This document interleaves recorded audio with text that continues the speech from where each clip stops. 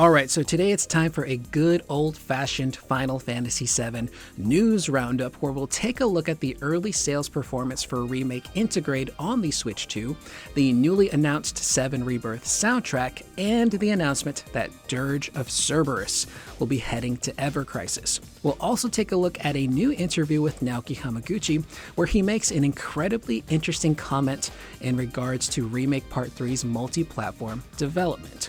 So, let's talk about it. Alright, so we start off first with the news that the infamous Dirge of Cerberus will finally be getting the Ever Crisis treatment. And this was announced on the Final Fantasy VII Ever Crisis Twitter account where they just say, Dirge of Cerberus event coming soon. Stay tuned for more information about the DC event. Now, they're labeling this as an event and not a campaign. And if I remember correctly, back when Ever Crisis was first announced, they revealed that they plan to do campaigns for things like Before Crisis, Crisis Core, Advent Children, and Dirge of Cerberus. However, over the years, it seems like some of those plans may have been a little too ambitious, and instead of doing campaigns, they turned them into these smaller, quicker, shorter events. Much like what we saw with Advent Children, which was essentially a few boss battles with Bahamut, Sin, and Sephiroth, with cutscenes from the movie interspersed in between those battles. They also did release custom skins and outfits for the characters, but overall it wasn't the full campaign that I think a lot of people thought it was going to be or wanted it to be. So no chibi characters, no chapters with story stuff, it was all very bare bones, and that was listed as an event. And they're doing the same thing seemingly with Dirge of Cerberus since it's listed as an Arising Crisis event. So I'm kind of curious as to how they're going to structure out Dirge of Cerberus for Ever Crisis. Again, this is a very polarizing game within the Final Fantasy VII community. You've got the diehards, the Dirge diehards that love this game to pieces, which is cool. I myself, not a big fan. I do think there are some interesting story aspects to Dirge of Cerberus, specifically telling Vincent's backstory, how he becomes this, incredibly immortal-ish vampire monster, his relationship with Lucrezia, the animosity and disdain he has for someone like Hojo. So again, I do think story-wise there are some really interesting aspects to that story, but in execution, it's just really, really poorly done in my opinion. And we ended up, with the whole Hojo digital avatar VTuber situation at the end of that game with Weiss. It's really messy. Not my favorite game. I think the gameplay too is also not very good. But again, you got the people that really, really love it. But I'm kind of curious as to how they structure this out for Ever Crisis. And I know there will be people who are disappointed if it ends up like Advent Children, being this abridged version of Dirge. But I actually do think that could benefit the story of Dirge. Again, there are some interesting things to pull from this story, but there's also a lot of filler that isn't very well done. So if you can make a condensed version of the story that gets all of the important bits across, that has some cool battles, I think that could actually work. And it also kind of whets the appetite for Remake Part 3, which will most definitely dive into Vincent's backstory into great detail. So this could end up being something that is kind of a mixed bag for the Ever Crisis players. Again, just to add my perspective, I'm someone who casually plays Ever Crisis.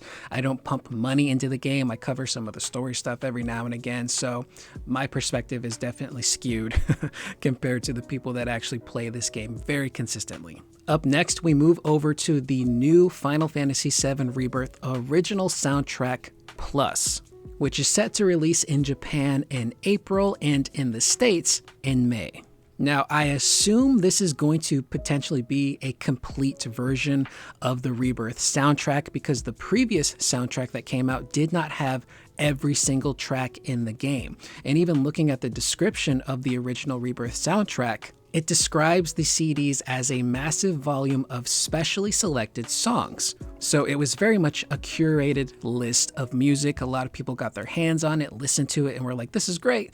But there are a lot of tracks that are seemingly missing, which hopefully means that this Plus edition will fill in those gaps. Because looking at the description for the Plus edition, it says this release features in-game background music previously unavailable on those albums, compiled across 5 CDs.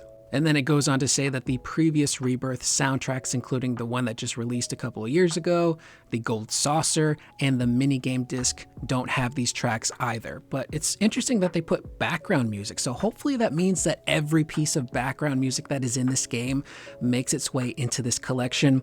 There are so many great tracks that people are asking for that we don't have yet.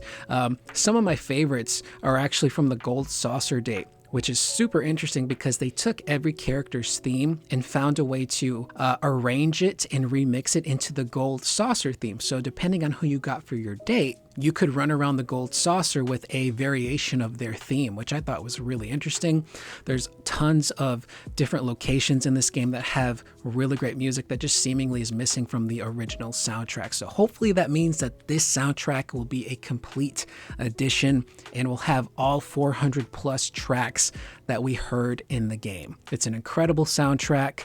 I still listen to it to this day, and to have a complete version of it would be really, really nice. Now, this soundtrack collection is being imported from Japan, so some of the liner notes might be in Japanese.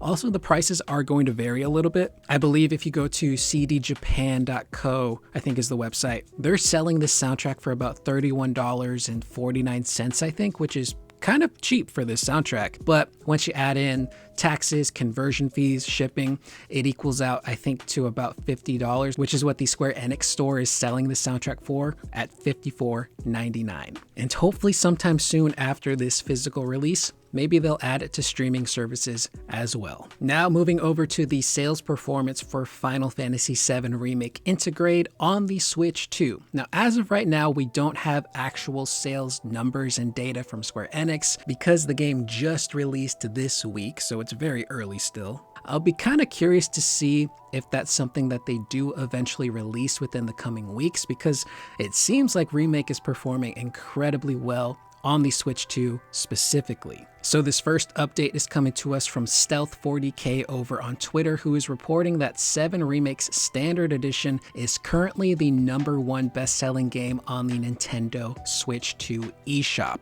with the Deluxe Edition coming in the 18th spot. There was also some people under that comment reporting that the game was #1 in Japan as well as Brazil. I think Japan specifically, when I checked a few days ago, the standard edition of Remake was at #2 and the deluxe was at #4. So that's pretty cool. Now, if we jump over to Amazon, taking a look at the US sales rankings, if you go to the best sellers list for the Switch 2, Remake is currently in the #2 spot. But if you go to new releases, it's #1. And if you look at overall games on Amazon, it's currently sitting in the #5 spot, even outselling Resident Evil Requiem this early on, which is bananas. And it's been performing pretty well on Amazon for quite some time now. I remember when the pre-orders were first made available, it was consistently in the top 5 for the Switch 2, even outselling games like Donkey Kong Bonanza, at some points Legend of Zelda, and the Metroid games. So clearly there are a lot of people on the Nintendo platform that really want to experience this game. For some people, it's been the entirety of 5 years that they've been waiting to try this game. And even if you consider like people who may have been waiting for this game back when it was officially announced in 2015 and just over the years never left their Nintendo ecosystem, now finally get the chance to play this game, which is really, really exciting. Again, I love this trilogy so far. I love what they're doing, and the fact that it's now being opened up to so many more people to get their hands on it and experience just how good 7 Remake actually is incredibly exciting. But to see all the love specifically on the Switch 2, clearly there's a lot of people that want to play this game. And Square Enix has been really pushing the marketing for Nintendo specifically, really getting the game out there. As of the day I'm recording this, Naoki Hamaguchi is set to be in New York at the Nintendo store doing a signing and a meeting with fans to promote the game. So I have a feeling this game is going to sell very, very well across Switch 2 and the Xbox. And I think it'll probably sell so well that Square Enix will probably want to release those numbers. Hopefully. I like when they're transparent about this stuff. But we'll have to wait and see in the coming weeks to see if Square Enix posts anything on their social media or any sort of press release into the performance for 7 Remake on the Switch 2 as well as the Xbox. So I'm just happy more people are going to finally get to play this game, and it honestly makes me want to revisit 7 Remake. It's been a minute since I've played that version in particular. I've just been going back to Rebirth because it's so much fun, but I kind of got the hankering to revisit 7 Remake. Now, speaking of Nintendo, we now move over to that new interview with Naoki Hamaguchi, which comes to us directly from the folks over at Nintendo. And I was made aware of this interview thanks to the folks at the Shinra Archaeology Department, who have officially left the hellscape that is known as Twitter and are exclusively over on Blue Sky. So if you really like the work that they do and you want to keep up with the latest FF7 info, I highly recommend you head over to Blue Sky if you have an account and give them a follow. They're always super quick with their updates. They're always posting new interviews and articles for people like myself to keep up with. They do some really incredible work over there. And we actually start off first with a summary directly from the SAD from this article, where they talk more about connecting the compilation, all of the lore of FF7 into this remake trilogy by saying, Hamaguchi says Intermission provides a storyline that smoothly connects Remake to Rebirth. They wanted to introduce more of the wider Final Fantasy VII lore, such as the Deep Ground storyline, which leads into Intermission. Now, we've talked about this compilation being integrated into the Remake trilogy stuff ad nauseum, so I won't bore you guys with that. I'll just reiterate by saying they're doing a great job, in my opinion, of making everything feel natural and organic from the get-go, which I really appreciate. But specifically, Hamaguchi mentions Deep Ground. Obviously, that's in the Yuffie DLC, but I was revisiting my battle with Weiss the Immaculate from 7 Remake integrated the other day, which I posted on the YouTube posts section of my channel, which is where I usually post updates and share, older videos. And if you want to check out the video of that battle specifically, I'll put it in the comments down below. But it had been a minute since I revisited that fight. And at the very end of that fight, when you beat Weiss, he just straight up says, I'll see you in Deep Ground, which kind of confirms to me, Deep Ground 100% is going to be in part 3. Now, how do they incorporate that? Does it become part of the main story? Does it become more of a side thing? It's kind of hard to say because Deep Ground becomes such a pivotal point for Yuffie specifically, battling Nero, coming across Scarlet. So they could find ways to incorporate that into the main story and then maybe have supplemental stuff on the side in case you want to do that. But it also makes me wonder, will Weiss come back? We know that Weiss is essentially the digital avatar, the VTuber, if you will, for Hojo, kind of like what he wants to be, what he maybe views himself as.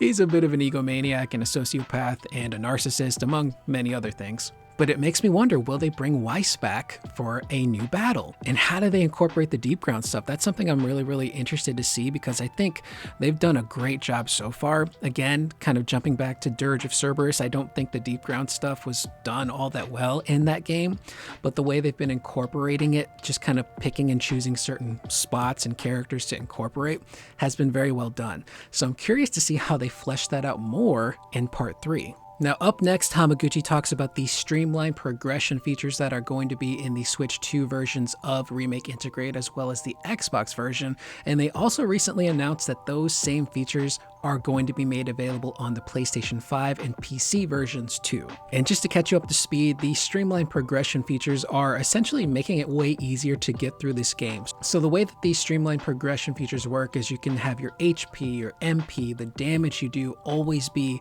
maximum. You never run out of ATB, you can spam spells, all kinds of crazy stuff when it comes to the combat, and it just makes getting through the game a little bit easier. I think you can even fast forward and speed up some of the in-game battle cutscenes and some of the actual big cutscenes as well if you don't want to just skip through them. And I just wanted to bring this up because I think these features are actually really, really cool. And I did see some people online saying why are they doing this? This is a baby feature for babies.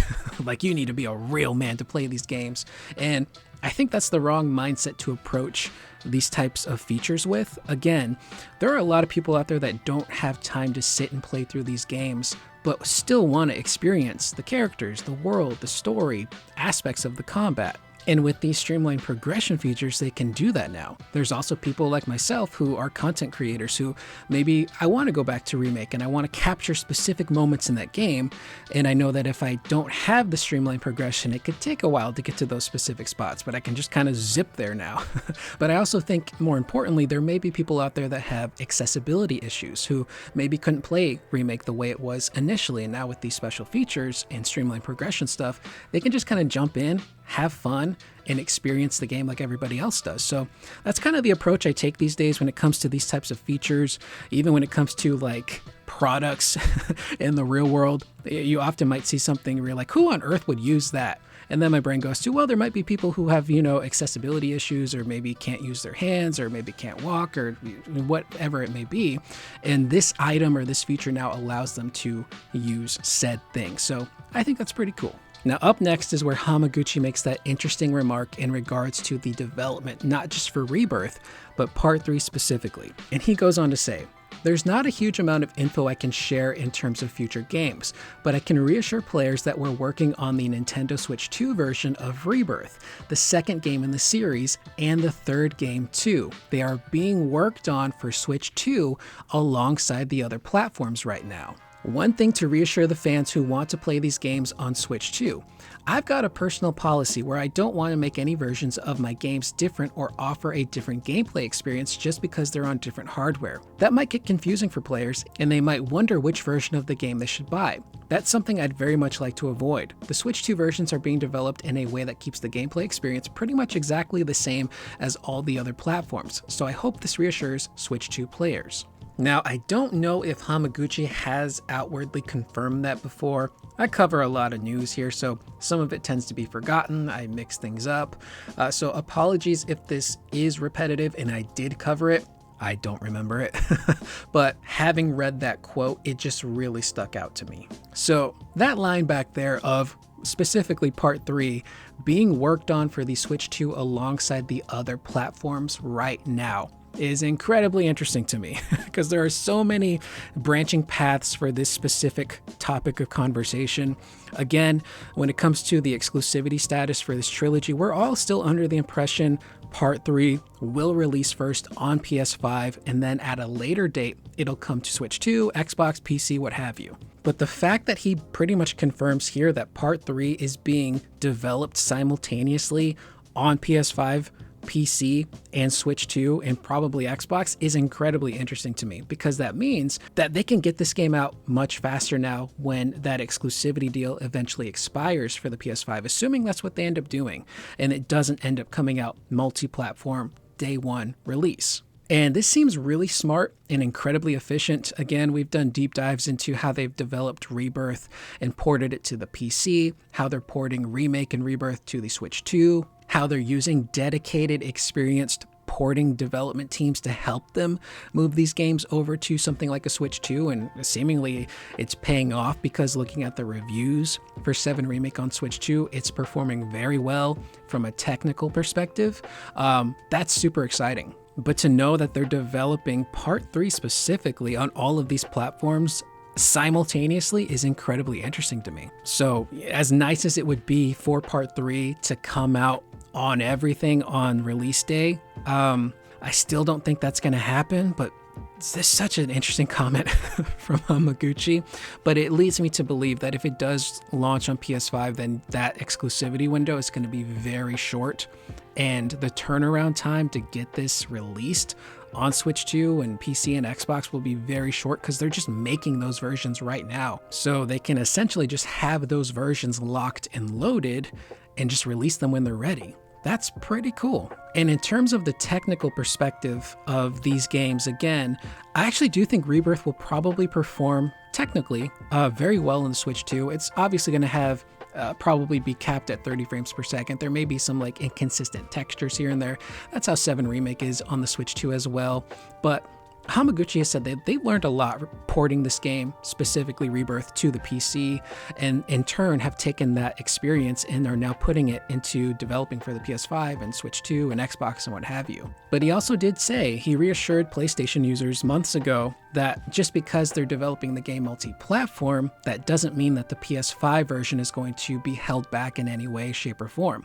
The PS5 is still the main platform that they're developing this game for. It's still tailor-made for the PS5, but they're finding ways to make sure that it still performs and looks great and works on these other platforms. So they're putting a lot of effort into this, and I very much appreciate that, just to ensure that everyone has a very similar gameplay experience. That takes a lot of work, time and effort and passion. Now, another interesting comment that Hamaguchi makes is when he was talking about the streamlined progression mechanics.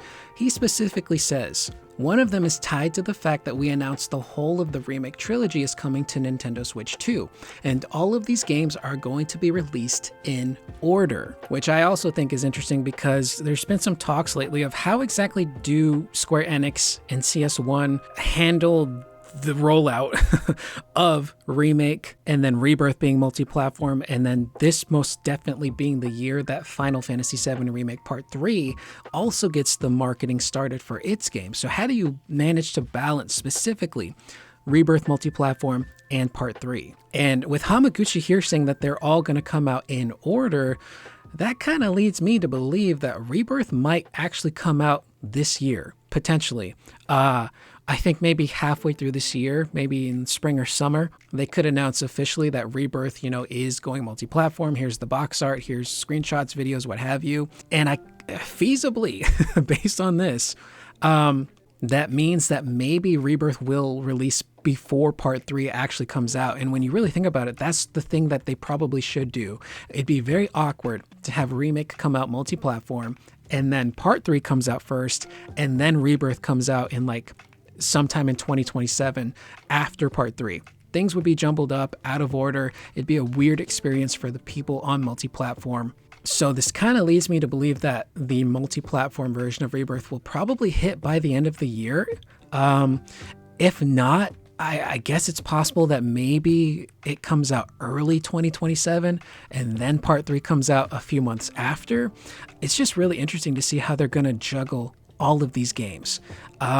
The marketing right now, that marketing team is working overtime to figure out the scheduling for Rebirth, Part 3, marketing, trailers, all of that stuff. But based on this comment, if I had to guess, Remake is already out on multi-platform, Rebirth releases multi-platform by the end of the year, and then sometime early next year, January to April, is when Part 3 probably releases. So this is super cool. And then at the very end of this article, just to quickly summarize, it's, Hamaguchi just being very earnest and letting people know, yeah, we're all really passionate about this game. He grew up playing this franchise before he was a developer. He understands the original game, and he and the dev team realize how important it is. And they are also incredibly passionate and want to make sure that they get the feel of this game down pat, make sure it's authentic. And I think they've been doing an incredible job so far. It's kind of funny because I've said this in older videos, but when I first sat down and played 7 Remake, the way everything looked and felt is kind of how my brain saw it when I was a kid.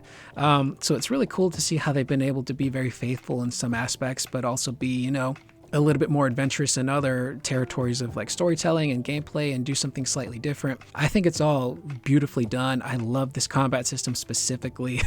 I would love to see it make a return, but according to Hamaguchi, they won't do that. The furthest they would go is he said they would use the foundation of 7 Remake's combat and build something new off of that for a new game. So we may not see this specific combat system again, but seeing the bones of it in a future Square Enix game, I think would be pretty sick. And it's just super cool knowing that this trilogy is now going to be multi-platform and is going to be opened up to millions of more people who are now going to get their hands on it and be like, yeah, this is sick. I now understand all the hype that people have been building all these years for Remake and eventually Rebirth. So today specifically, January 22nd, is going to be a very, very special day for a lot of people who are going to sit down and play 7 Remake for the very first time. And I still remember my experience with 7 Remake the day it launched, the night it launched rather. Such an incredible time. I remember taking my dog outside so she could go potty before bedtime. And then we came in, she was right next to my couch. It was 10:30 and we just sat there waiting for 30 minutes for the game to unlock. and I played for probably 2.5, 3 hours with my dog by my side before I was like, okay, I need to save my game and go to bed. But for a lot of people, they're going to have that experience, and it's just such a special, wonderful feeling. And with everything going on in the world, like, we need stuff like this. We truly need these types of moments, these moments where we can escape and find comfort in something, and even have experiences that teach us about ourselves, which I think is very important. So with that being said, that is the video. If you're someone who's new to the 7 Remake trilogy, let me know in the comments. Is this your first time playing through the game? I'll try my best to not put any spoilers in terms of story stuff in this trailer. There'll be combat stuff from Remake and Rebirth specifically, but I'll try to avoid the story points as to not ruin things for new players. But before you go, if you'd like to check out some of my previous videos, a couple of weeks ago I did a video covering the latest New Year's event for Ever Crisis, which I had a lot of fun doing. With that video in particular, recapping that story, I wanted it to feel like we were all gathered around like a fireplace telling a Christmas story. I wanted it to kind of have that vibe. And that event in particular is so much fun. Great character stuff, some cool combat moments, and I think that video turned out pretty good. So if you'd like to check that out, I'll leave that in the description. Also, if you fancy yourself some Resident Evil, I did break down the recent January showcase where we got a ton of gameplay for Leon and Grace. It's incredibly fun, super exciting. I'll leave a link in the description for that as well. As always, let me know in the comments down below what you guys thought about what we discussed in today's video, whether it's Dirge of Cerberus coming to Ever Crisis, the Rebirth Plus soundtrack, sales performance for the Switch 2 version of Remake, and Hamaguchi's comments on developing Remake Part 3 simultaneously at the same time together on all these platforms. I am Curious Corduroy. I will see you guys in the next video. Please remember to always be excellent to one another.